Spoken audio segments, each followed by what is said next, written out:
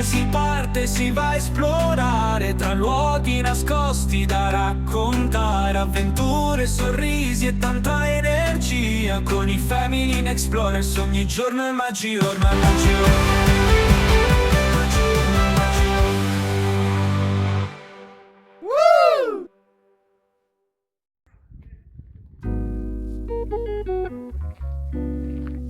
San Salvatore di Sinis è un affascinante borgo medievale e sito archeologico situato nella Sardegna centro-occidentale, noto per la sua peculiare storia, la sua architettura unica e la famosa Corsa degli Scalzi.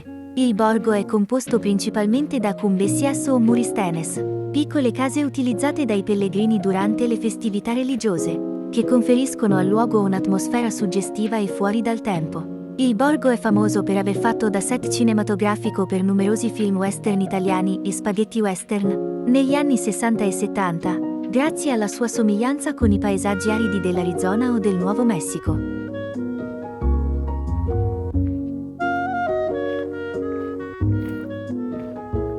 Le sue case, disabitate per gran parte dell'anno, mantengono l'aspetto di un villaggio di frontiera.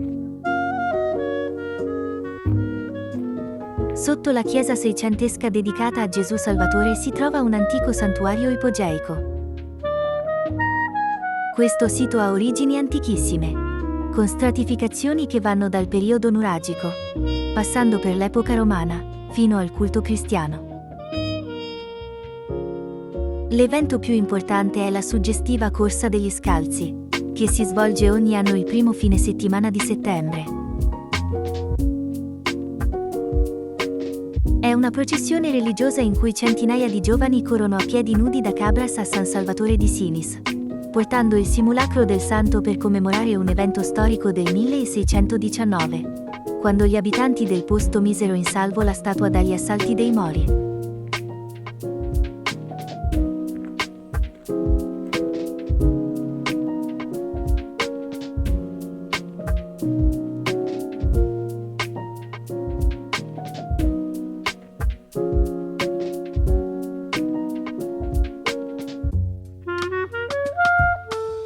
Le terme di Domu e Cubas sono i resti delle vestigia di un antico edificio termale romano, risalente probabilmente alla prima metà del III secolo d.C.